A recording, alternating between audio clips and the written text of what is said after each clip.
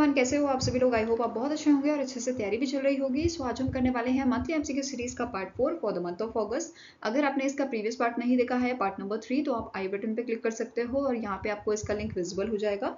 और इस लेक्चर की जो पीडीएफ है वो हम शेयर करेंगे आपके साथ हमारे टेलीग्राम चैनल पे, जिसका लिंक डिस्क्रिप्शन बॉक्स में आपको मिल जाएगा। ठीक है, वहां से आप सारी ही पीडीएफ डाउनलोड कर पाएंगे। तो चलिए जल्दी से स्टार्ट करेंगे आज का लेक्चर।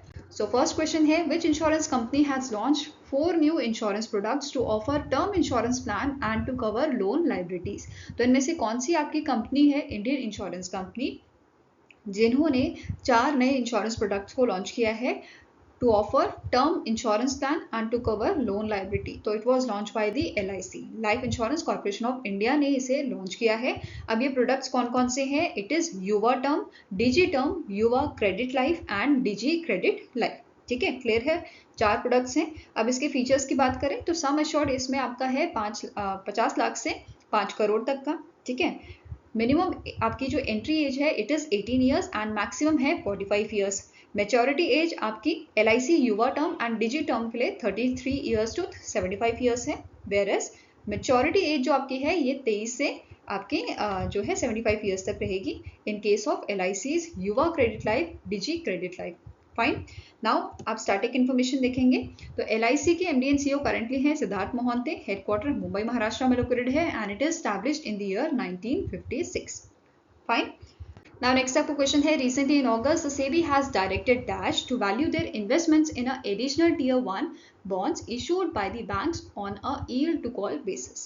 तो इन दोनों टर्म्स को हम समझेंगे, उससे पहले आंसर आपका यहाँ पे क्या है कि सेबी ने यहाँ पे डायरेक्ट किया है म्यूचुअल फंड्स को to value their investment in the 81 bonds जो इशू किए जाएंगे बैंक्स के द्वारा on a yield to call basis. ठीक है, आंसर यहाँ पे आपका है it is option number B, that is mutual fund. Now इनकी अगर हम डेफिनेशन देखें तो 81 बॉन्ड्स को जो है हम परपेचुअल डेबिट इंस्ट्रूमेंट्स भी कहते हैं, जो बैंक द्वारा इशू किए जाते हैं to raise the money and to build up their core equity capital. ठीक है, नाउ दिस डेब्ट instruments comes with the no maturity date. इसमें कोई मैच्योरिटी डेट नहीं होती। दैट मीन्स जो बैंक है वो कोई आपको जो है प्रिंसिपल अमाउंट जो है इन्वेस्टर को पे नहीं करेगा, but it makes periodic interest payment throughout the life of a bond. Clear है? नाउ नेक्स्ट आपकी स्टेटमेंट जो है, नेक्स्ट आपका जो टर्म है it is yield to call. अब ये क्या होता है? It is the expected return that a bond holder और investor will get if the bond is held until the call date. ठीक है, दैट मीन्स अब जो यहाँ पे कॉल डेट है ये कभी कभी आपका जो है it sometimes occur before the bond reaches to maturity. ठीक है, यहाँ पे आप देख सकते हो जो 81 बॉन्ड्स होते हैं इसमें कोई मैच्योरिटी नहीं होती है, हाई रिस्क वाले होते हैं and it is of a high yields. ठीक है, नेक्स्ट क्वेश्चन है, the bank has approved the proposal to raise up to 25,000 crore through the issue of tier 1 and tier 2 bonds in a current fiscal year of 2024-2025। तो इनमें से कौन सा bank है जिसने ये अप्रूवल जो है अप्रूव किया है इस प्रपोजल को रेज करने के लिए up to 25,000 crore through their tier 1 and tier 2 bonds? ठीक है, तो आंसर आपका हो जाएगा it is done by the state bank of India. किसने किया है? स्टेट बैंक ऑफ इंडिया ने। एंड जो ये फंड है ये रेज किया जा सकता है in the Indian rupees and in the US dollars. Fine, now next आपको क्वेश्चन है, which among the following bank has launched a program titled किसान का सम्मान to empower the farmers who have consistently renewed their किसान credit cards and showed financial discipline? तो इनमें से कौन सा बैंक है जिसके द्वारा इस प्रोग्राम को लॉन्च किया गया है? किसान का सम्मान नाम से पता चल रहा है। ठीक है, किसान का सम्मान प्रोग्राम यहाँ पे लॉन्च किया गया है कौन से बैंक द्वारा? By the JNK bank, Jammu and Kashmir bank द्वारा इसको जो है लाया गया है।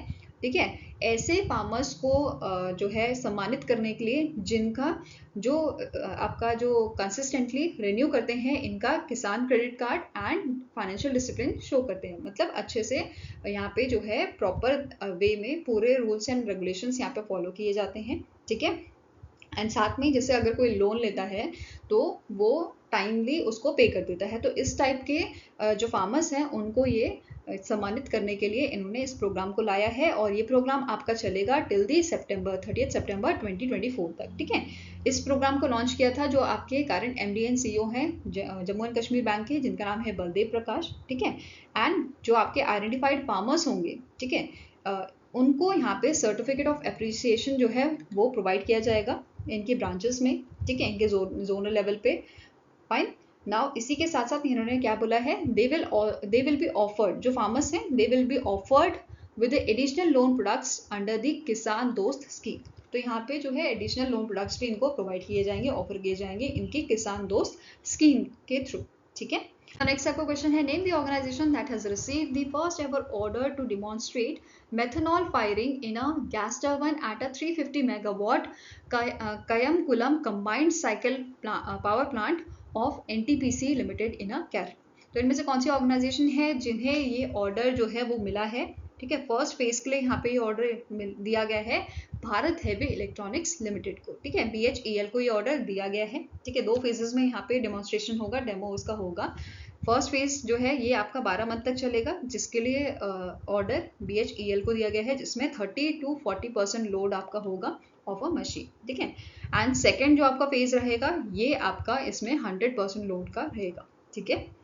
नेक्स्ट क्वेश्चन है, name the personality who is appointed as a 22nd director general of Assam Rifle, ठीक है।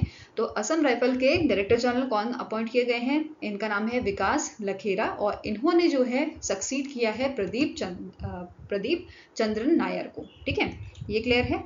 यहाँ पे आप जो है इनकी इमेज देख सकते हैं। अब असम राइफल की बात करें तो इसे 1835 में स्टैब्लिश किया गया था और हेडक्वार्टर इसका शिलोंग मेघालय में लोकेटेड है। फाइन। Now next आपको क्वेश्चन है, who has been appointed as the league ambassador of South Africa's Premier T20 Cricket League। तो आंसर आपका हो जाएगा इट इज दिनेश कार्तिक, ठीक है। दिनेश कार्तिक को यहाँ पे लीग एम्बेसडर बनाया गया है साउथ अफ्रीका के प्रीमियर T20 लीग का, और ये फर्स्ट इंडियन प्लेयर बने हैं to be associated with the South African tournament, ठीक है। इनके साथ साथ अदर एम्बेसडर यहाँ पे अपॉइंट किए गए हैं AB डे विलिस, जो साउथ अफ्रीका के आपके प्लेयर हैं, ठीक है। नाउ अब ऐसे साउथ अफ्रीका 20 लीग की अगर बात करें तो इसे बेटवे SA20 भी कहा जाता है, और इसे ऑर्गेनाइज कर रहा है क्रिकेट साउथ अफ्रीका, ठीक है। ये क्लियर है। अब जो है इसका 3rd सीजन आपका होगा 9 जनवरी से 8 फरवरी को, ठीक है। इसकी शुरुआत आपकी 2023 में की गई थी, और ये आपका 3rd सीजन है जिसके लिए एम्बेसडर दिनेश कार्तिक को चुना गया है, ठीक है। Next is The Kerala Group sold its 12.8% stakes in Dash Company for rupees 2,578.09 crore. तो इनमें से कौन सी कंपनी के जो शेयर्स थे, जो आपके स्टेक्स थे, वो कार्ले ग्रुप ने सोल्ड किए हैं। तो it is PNB housing finance, ठीक है। कौन सी कंपनी है, it is PNB housing finance, ठीक है। अब इस यहाँ पे जो है 12.8 स्टेक्स जो है 8% स्टेक इन्होंने सोल्ड किए हैं। इसके बाद इनके पास टोटल 19.88% स्टेक रह जाते हैं, ठीक है। और जो रेस्ट ऑफ द स्टेक यहाँ पे सोल्ड इन्होंने किए थे 12.8% के, ये एक्वायर किए हैं Singapore government and monetary authority of Singapore ने, और Aditya Birla Sun Life mutual fund, DSP BlackRock mutual fund, HSBC mutual fund, ICICI Prudential life insurance company. तो इन सब ने मिलकर जो यहाँ पे सोल्ड आउट किए गए थे स्टेक्स, उनको एक्वायर भी कर लिया है, ठीक है, इन दी PNB housing finance. Fine. Next is, recently in August, the Indian Air Force has granted clearance to which among the following organization for the production of 200 Astra Mark 1, that is MK1 air-to-air missile।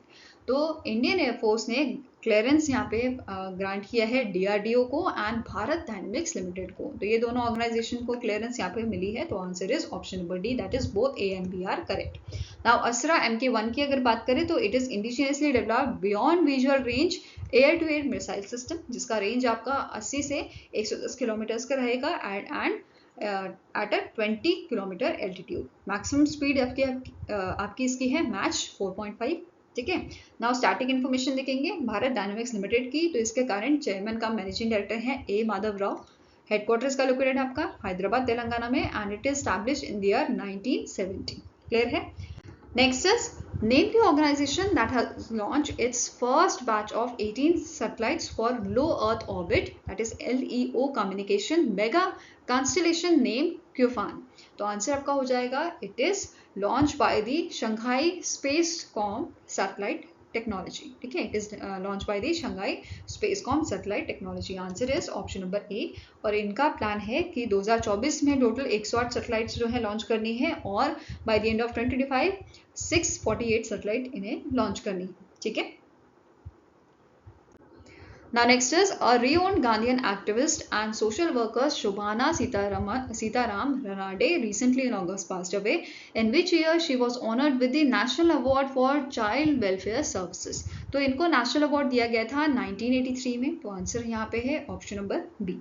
इसी के साथ साथ इनको पद्म भूषण भी दिया गया था इन the year 2011 and Jamnalal Bajaj award भी इन्हें 2011 में दिया गया था, और 2017 में इनको लाइफ टाइम अचीवमेंट अवार्ड जो है वो भी दिया गया था by the FICCI ladies organisation Pune Maharashtra द्वारा। ठीक है। Now next question है the Hiroshima Day is annually observed across the globe on dash। तो हिरोशिमा डे हम ऑब्जर्व करते हैं 6 अगस्त को।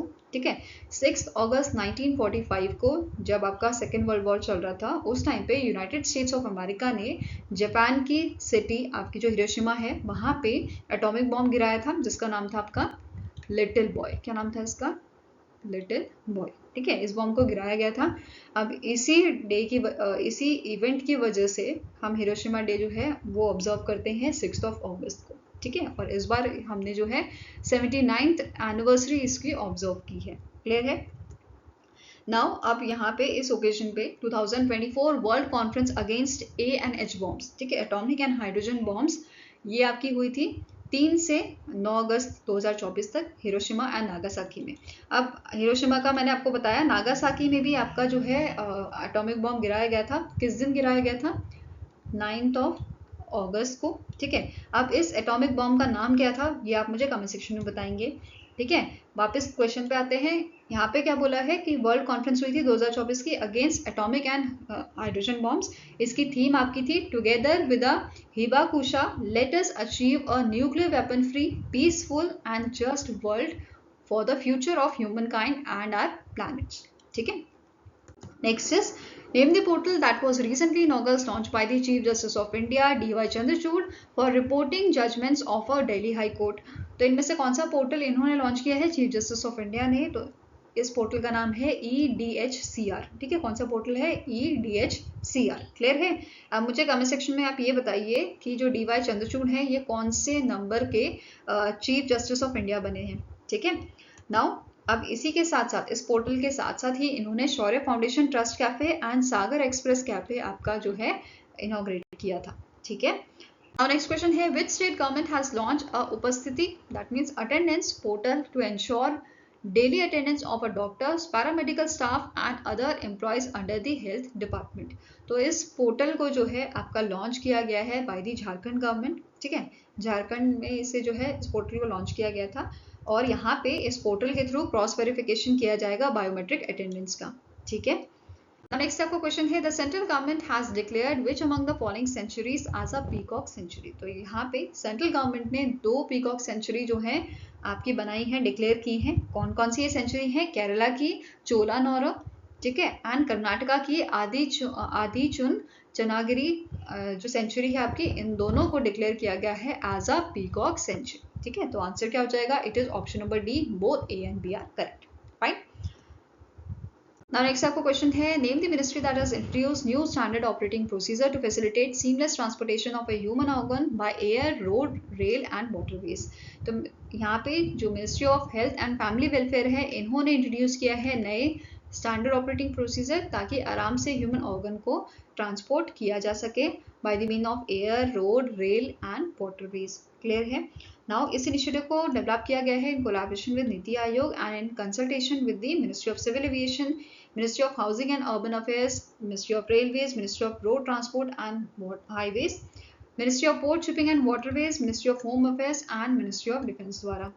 ठीक है, नाउ इंडिया जो है, हमारा जो इंडिया है ये आपके वर्ल्ड पे 3rd नंबर पे आता है in terms of organ transplantation. अब इंडिया से पहले कौन सी कंट्री आती है? एक तो आपका US आता है और दूसरी है आपकी चाइना। ठीक है, Next is which country has signed an MOU with India to enhance cooperation in a sports field। तो इनमें से कौन सी कंट्री है जिनके जो मिनिस्टर हैं, फॉरेन मिनिस्टर, वो इंडिया में आए थे, इंडिया में उनका विजिट था और उन्होंने इस विजिट के दौरान इस MOU को साइन किया है। ठीक है, इंडिया के साथ। तो answer is option number C, that is Saint Kitts and Nevis. तो इस कंट्री के आपके फॉरेन अफेयर्स मिनिस्टर जिनका नाम है डेनिस डगलस, इनका ऑफिशियल विजिट था इन मंथ ऑफ अगस्त, और इसी विजिट के दौरान जो हमारे स्पोर्ट्स मिनिस्ट्री है उनके साथ इनका एमओयू जो है साइन हुआ है।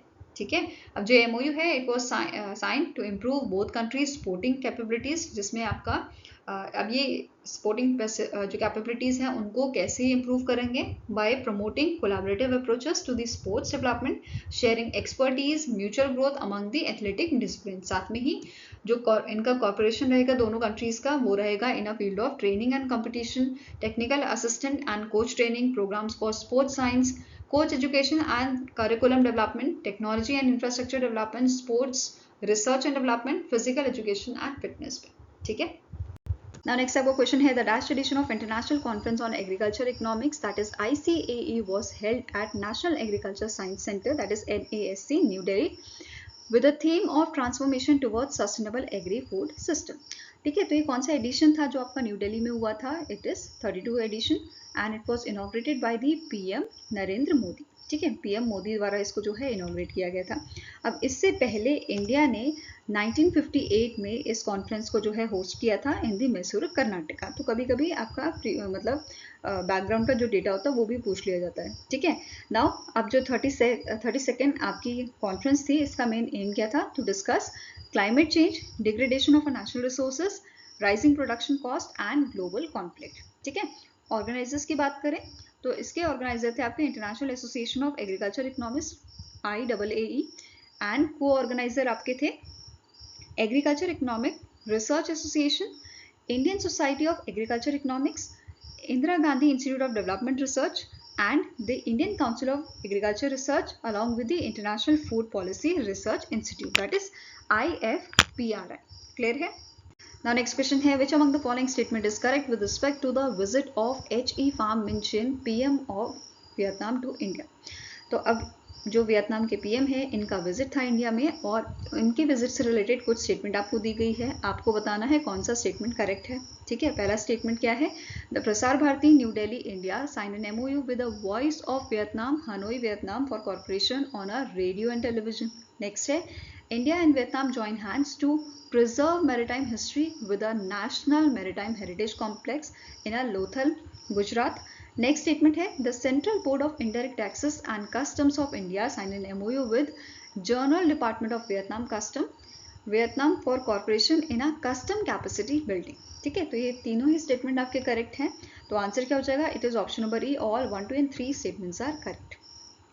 फाइन, अब इसके अलावा यहाँ पे बहुत सारे और स्टेटमेंट्स भी हैं।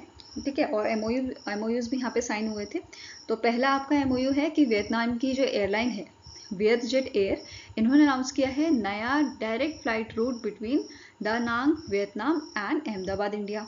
नेक्स्ट है, central agriculture university Imphal Manipur के साथ जो है एक एमओयू साइन हुआ है Vietnam academy of agriculture science का। ठीक है, किस चीज़ के लिए? In corporation in agriculture research and education. Next है, मिनिस्ट्री ऑफ जस्टिस जो आपकी वियतनाम की है एंड इंडिया की ministry of law and justice जो है, इन दोनों के बीच में एमओयू साइन हुआ है in a field of legal field.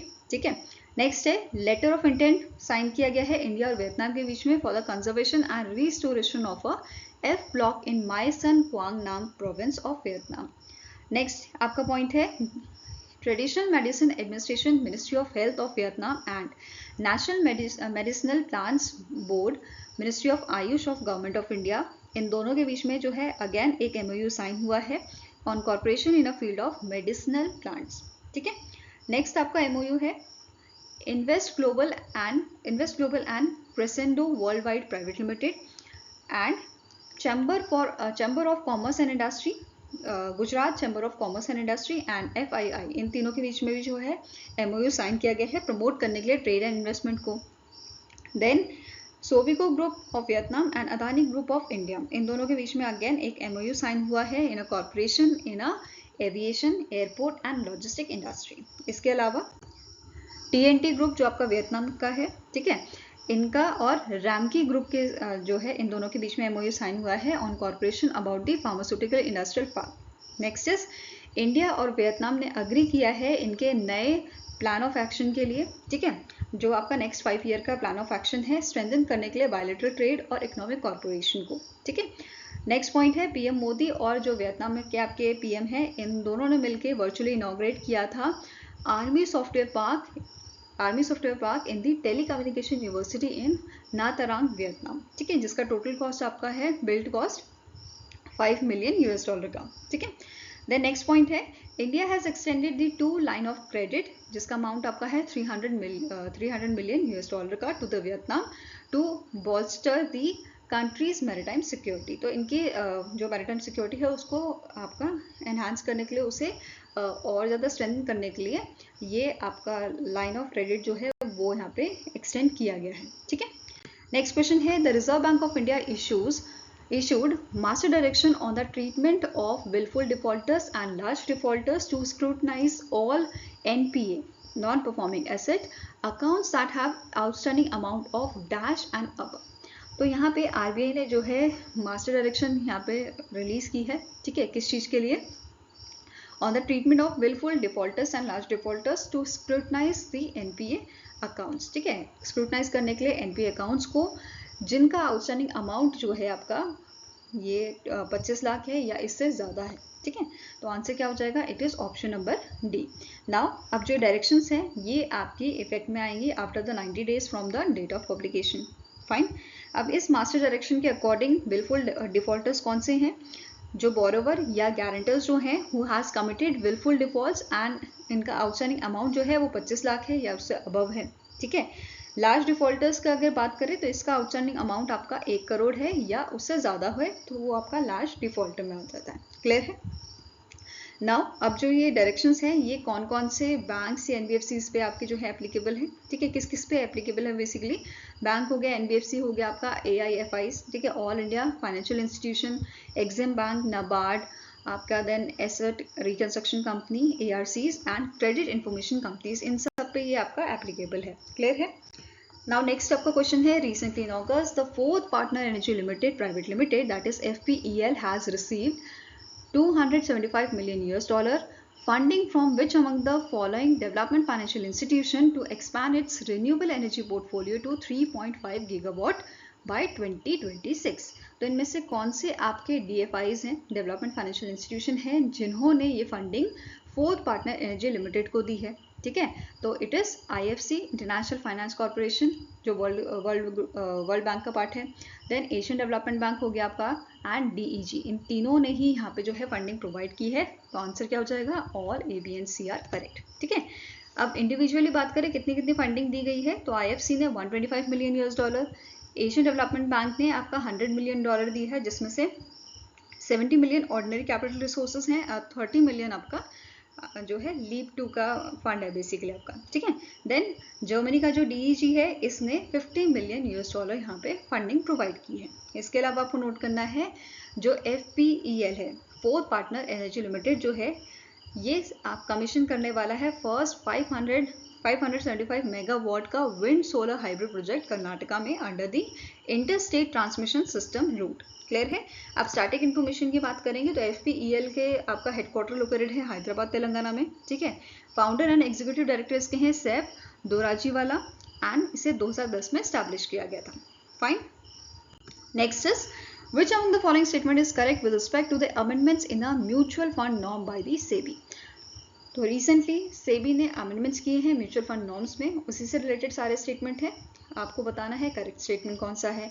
पहला आपका है as per the new norms the asset management companies are now required to adopt an institutional mechanism to identify and prevent front running and insider trading in securities।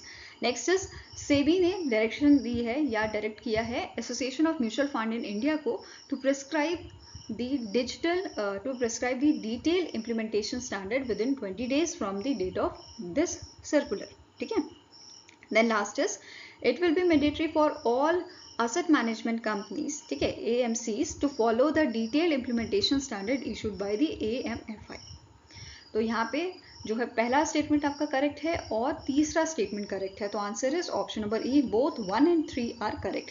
अब second वाला जो statement है इसमें आपका correction क्या है कि जो आपका इम्प्लीमेंटेशन स्टैंडर्ड्स है ये आपका विद इन 15 डेज जो है, फ्रॉम द 15 डेज, ये आपका बेसिकली 20 डेज की जगह यहाँ पे 15 डेज आपका करेक्ट स्टेटमेंट है, ठीक है, बाकी कोई चेंज नहीं है इसमें। तो आंसर क्या हो जाएगा, both 1 and 3 are correct. Now AMFI की बात करें, association of mutual funds of in India की बात करें तो इसके करंट CEO हैं NS वेंकटेश, हेडक्वार्टर मुंबई महाराष्ट्र में लोकेटेड है and it is founded in the year 1995। Clear है। Next is, name the general insurance company that has recently in August entered into a bank assurance partnership with HSBC India for the distribution of a non-life insurance product। तो इनमें से कौन सी आपकी general insurance company है जिन्होंने bank insurance type किया है HSBC India के साथ? तो it is SBI general insurance. ठीक है, कौन सी कंपनी है? SBI जनरल इंश्योरेंस, जिसके करंट MD एंड CEO है नवीन चंद्र झा, हेडक्वार्टर है मुंबई महाराष्ट्र में and it is established in the year 2009। Now next is, which company recently in August partnered with UK-based development financial institution for raising long-term debt funds to promote its electric vehicle portfolio? तो इनमें से कौन सी company है जिसने partnership की है UK-based development financial institution के साथ, DFI के साथ? तो it is Muthoot capital services limited. ठीक है, कौन सी कंपनी है? Muthoot capital services limited. Now this partnership is facilitated by the axis bank limited and it's worth is ₹100 crore, जो आपको सस्टेनेबल मोबिलिटी सॉल्यूशंस प्रोवाइड करता है एंड प्रमोट करता है use of electric vehicles in India. ठीक है, नाउ इट इज करेंटली, जो Muthoot capital services limited है इसकी बात हो रही है, it is currently involve in electric vehicles through the co-lending routes, aims increasing its own electric vehicle book by ₹200 crore in the financial year 2025। Clear है। Next is, name the company that has signed a joint venture agreement with the Coal India Limited to set up a coal to synthetic natural gas, that is SNG project in West Bengal। तो इनमें से कौन सी company है जिसने sign किया है इस joint venture को कोल इंडिया लिमिटेड के साथ सेटअप करने के लिए coal to synthetic natural gas project को वेस्ट बंगाल में? तो इस कंपनी का नाम है गेल इंडिया लिमिटेड। ठीक है, Coal India limited and GAIL India limited के बीच में जॉइंट वेंचर अग्रीमेंट साइन किया गया है। फाइन। अब जो ये प्लांट है आपका, ये आपका सेटअप किया जा रहा है Raniganj area of East Coal Fields Limited which is located in the West Bengal, और इसकी प्रोडक्शन कैपेसिटी आपकी रहेगी 80,000 normal metre cube per hour. And अब यहाँ पे अगर हम बात करें जो भी आपका कोल यूज होगा, ठीक है, पर ईयर इसमें कितना रिक्वायर होगा, 1.9 मिलियन टन्स ऑफ कोल जो है वो इसमें पर ईयर इसकी रिक्वायरमेंट होगी, और जो सप्लाई कौन करेगा यहाँ पे, कोल इंडिया लिमिटेड द्वारा सप्लाई किया जाएगा। क्लियर है। नाउ इस एग्रीमेंट के तहत CIL का आपका होल्ड कितना रहेगा, 51% का, और गेल इंडिया का रहेगा 49% का। ठीक है, नाउ स्टैटिक इन्फॉर्मेशन देखिए तो गेल इंडिया के आपके करंट CMD हैं संदीप कुमार गुप्ता। ठीक है, इसे 1984 में इनकॉर्पोरेट किया गया था और इसका हेडक्वार्टर आपका न्यू दिल्ली में लोकेटेड है। फाइन। आई होप गाइस आपको ये वीडियो पसंद आया हो। पसंद आया तो लाइक एंड शेयर जरूर कीजिएगा और हमारे साथ जुड़ने के लिए हमारे चैनल को सब्सक्राइब कीजिएगा। अगर आपके कुछ सजेशन है तो आप हमें मेल कर सकते हो benchmarkstudy007@gmail.com पे, या फिर आप हमें जो है कमेंट सेक्शन में भी लिख सकते हैं। सो मिलेंगे ऐसे ही नेक्स्ट वीडियो के साथ। Till then take care, have a nice day and all the best for your preparations.